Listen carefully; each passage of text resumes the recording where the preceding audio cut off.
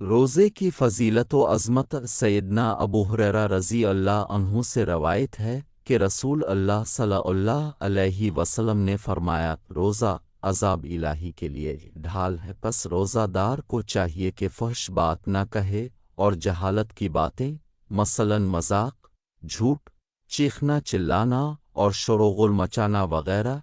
بھی نہ کرے، اور اگر کوئی شخص اس سے لڑے یا اسے گالی دے تو اسے چاہیے کہ 2 مرتبہ کہہ دے کہ میں روزہ دار ہوں۔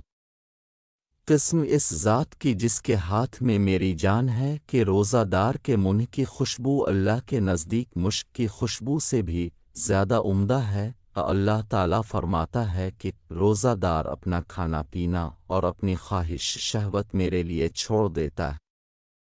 تو کہ روزہ میرے ہی لیے ہے اور میں ہی اس کا بدلہ دوں گا، اور ہر نیکی کا ثواب 10 گنا ملتا ہے، لیکن روزہ کا ثواب اس سے کہیں زیادہ ملے گا۔